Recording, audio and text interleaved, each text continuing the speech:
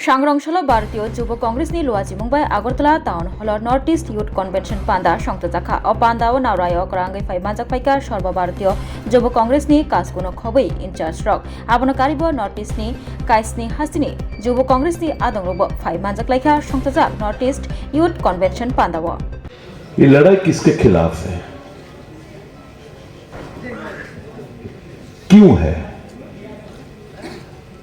ये लड़ाई सिर्फ कांग्रेस पार्टी और कांग्रेस कार्यकर्ता के लिए नहीं है। ये लड़ाई देश को एकजुट रखने के लिए, देश को अखंड रखने के लिए और देश को आगे ले जाने की लड़ाई है। हमें बहुत दुख पहुंचती है जब हम देखते हैं देश का शासन भार जिसके हाथ में है वो लोग राजनैतिक स्वार्थ के लिए कभी धर्म के नाम पे, कभी जात पात के नाम पे, कभी भाषा के नाम पे आपस में जब हम लड़ाई शुरू करते हैं तो कांग्रेस कार्यकर्ता होने के नाते हमको बहुत बहुत दुख होती है और ये ठेस पहुंचती है, क्योंकि ये देश के लिए हानिकारक है। देखिए, कुछ दिन पहले आरएसएस के प्रमुख मोहन भागवत जी का एक बयान आपने पढ़ा होगा, सुना होगा। क्या कहा उन्होंने? हम सब जानते हैं कि देश के स्वाधीनता प्राप्त होने में कितना जन शहीद होना पड़ा, कितना जन को जेल भेजा गया, काल कोठरी में रखा गया, अत्याचार हुआ, अगणित। ये लड़ाई किसने लड़ी? कांग्रेस ने लड़ी। आज का देश, आज के दिन में जिसके हाथ पे सत्ता है, उन जमाने में उनका नाम क्या हुआ करता था? जनसंघ।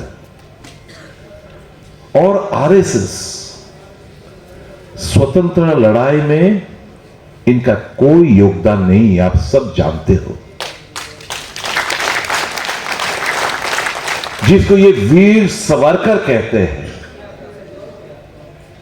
अंग्रेज ताकि उनको अरेस्ट ना करे वो माफीनामा लिखता था कि जेल से हमें अरेस्ट ना करो, कालकोठरी में भेजा ना करो।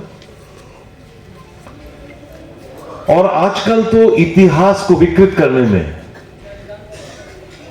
इतिहास को नई तरह से लिखने में लगे हुए हैं। जवाहरलाल नेहरू के ऊपर, महात्मा गांधी, जितना भी स्वतंत्र सेनानी है, सभी के ऊपर झूठ मूठ का आरोप, झूठ मूठ का बात फैलाने में ये लोग माहिर है। तो मोहम्मद बख्श जी क्या कहा? इन्होंने कहा 47 में स्वतंत्रता हमें नहीं मिला, हमें स्वतंत्र मिला जब राम मंदिर का उद्घाटन हुआ, तब हमको स्वतंत्रता मिला। अर्थात ये अपमान किसको कर रहे हैं? ये अपमान स्वाधीनता सेनानी, स्वतंत्र सेनानी भगत सिंह, नेताजी सुभाष चंद्र बोस से लेके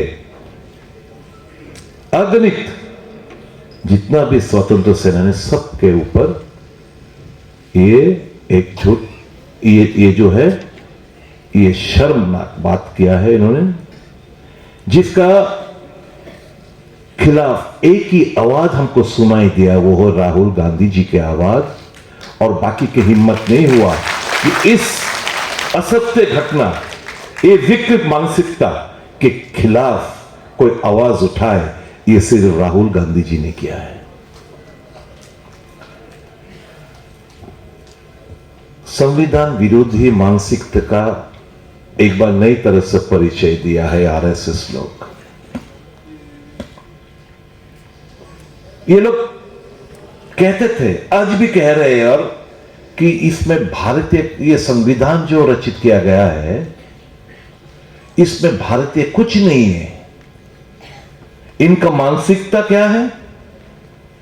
मनुवादी और मनुस्मृति विश्वास रखने वाले ये लोग हैं।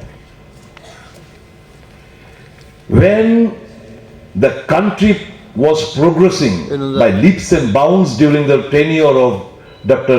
Manmohan Singh ji and erstwhile former Prime Minister Rajiv Gandhi ji, presently we are living in a medieval period.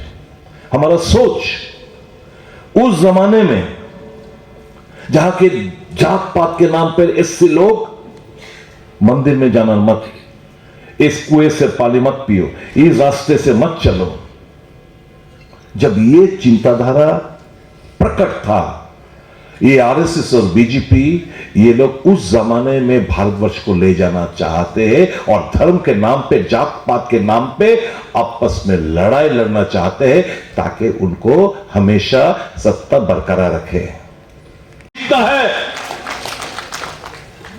हम गर्व महसूस करते हैं कि एक सत्य के राह पे चलने वाला, जिसका आगे पीछे कोई बिंदु, कोई भय नहीं है।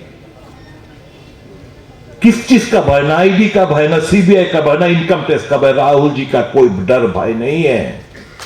एक ईमानदार, सीधा साधा एक इंसान जो देश को आगे ले जाने का सपना देख रहा है। अगर हम लोग काम करेंगे तभी ना हमारा पसंदीदा लोग देश का जिम्मा हम उनको दे सकते हैं। ये हमारा चैलेंज है और हमें पूरा विश्वास युवा शक्ति के ऊपर है। चाहे सप्तरंग, रेनबो कलर जो भी हो, भाषा जो भी हो, ये अरुणाचल से आए हुए भाई लोग हमारा भाई है, युवा कार्यकर्ता हमारा भाई है, मित्र है। इनका दुख, इनका सुख किस हमारा बराबर उनके साथ रहना है। मिजोरम से आए हुए, मणिपुर जल रहा है, कोई देखने वाला नहीं है। इनके इस मुसीबत के समय हम सब एकजुट रह के इनके स्वार्थ में काम करना है ताकि वहां पे शांति लौट सके। नागालैंड वाले का दुख सुख में हमको रहना चाहिए। यही आज का दिन के ये सप्तरंग जो है, इसका तभी इस आज का कन्वेंशन का हम बहुत सक्सेसफुल होगा अगर ये मानसिकता हम अर्जन प्राप्त करे कि हम एकजुट होके कांग्रेस को आगे ले जाने के बारे में सोचेंगे और कांग्रेस को मजबूत करेंगे। चाहे छोटा मोटा इधर उधर का, ये तो नेताजी और महात्मा गांधी के जमाने में भी थोड़ा बहुत इधर उधर का हुआ करता था। कोई पेशी शक्ति के ऊपर भरोसा था, किसी को अहिंसा के ऊपर भरोसा था, लेकिन दोनों का राह, दोनों का मंजिल एक था कि देश को ब्रिटिश से शासन से मुक्त करना है। तो हमारा लक्ष्य एक है। जो नागालैंड से आए हुए हैं, जो असम से आए हुए हैं, जो मिजोरम से आए हुए हैं, मिजोरम का चीफ मिनिस्टर जाके सुनिए, बहुत सक्रिय है। सिर्फ हमारा विभाजित शक्ति देश में नहीं, फंडामेंटलिस्ट फोर्स सिर्फ हमारे देश में नहीं है, भाजपा के रूप में, आरएसएस के रूप में नहीं, वहां पे भी फंडामेंटलिस्ट फोर्सेस है, आवर नेबरिंग कंट्रीज, जिसका आंख नॉर्थ ईस्टर्न स्टेट्स में है। किस तरह से अशांति फैलाया जाए, कैसा नॉर्थ ईस्ट को तोड़ा जाए, नॉर्थ ईस्ट को एक्सट्रीमिस्ट से मुक्त है, नॉर्थ ईस्ट को फिर से कैसे एक्सट्रीमिस्ट द्वारा इसको डिस्टर्ब किया जाए, ये षड्यंत्र अभी भी रचते हो रहे हैं across the border with in the country. Example ये मणिपुर है। तभी तो मिजोरम का चीफ मिनिस्टर जाके अमेरिका का बोलता है कि वहां पे मिजोरम, नागालैंड और कुछ मेघालय का एक और देश बनाने का सपना वो लोग मिजोरम का चीफ मिनिस्टर देखता है और वो ये भाषण वहां पे देता है। क्या देश को आप तोड़ना चाहते हो?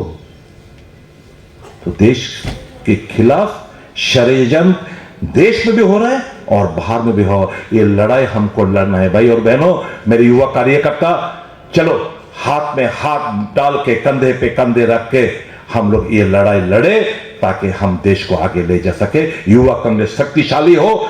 जो सपना, जो जिस अंगीकार होकर आप लोग यहां पे आज ये कन्वेंशन आयोजित कर रहे हो, हमें पूरा उम्मीद है कि आने वाले दिन में युवा ही राज करेंगे देश में। हमारा भी तो मैं तो अभी भी मानता हूं, कुछ दिन पहले मैं तो युवा कांग्रेस अध्यक्ष था स्टेट का। अरे हार्डली फ्यू डेज अगो, अभी वो जमाना नहीं है। और मैं दिल से चाहता हूं, बिलीव मी, मैं दिल से चाहता हूं पॉलिटिक्स को अलविदा करने से पहले मैं युवा शक्ति को स्थापित करके मैं पॉलिटिक्स का अलविदा करूं, ये पृथ्वी छोड़ू। So, my dear friends, my dear youth leaders of my state, it is only the Congress party who will give you indulgence in politics, who will stabilize you in politics, who will establish you in politics, ताकि you can deliver the best of your ability for the people of the state and people of the country. Good luck to all of you. Are you ready to fight, brothers? Are you ready to strengthen the youth Congress? याद रखना एक चीज, जब मैं Dehradun RIMS राष्ट्रीय military college का एक student था, तब हमको सिखाया जाया करता था, हम देश के भावी सैनिक, हिंदुस्तान हमारा है, आजादी के पहरेदारों, ये स्थान हमारा है, ये स्थान हमारा है, ये देश हमारा है। कांग्रेस का नाम इंडिया का नाम कांग्रेस है। कांग्रेस दुर्बल माने देश दुर्बल, कांग्रेस दुर्बल মানে মানুষ দুর্বল। মানুষ আজ খুব অসহায়, এর থেকে বের করে আনতে হবে।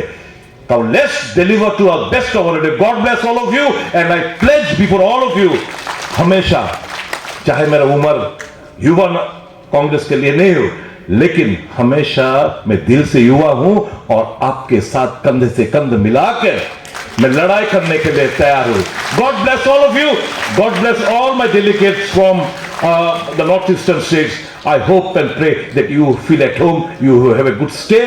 Whatever is there is problem, थोड़ा बहुत इधर उधर हो तो माफ कर देना, अपना स्टेट समझ के माफ कर देना।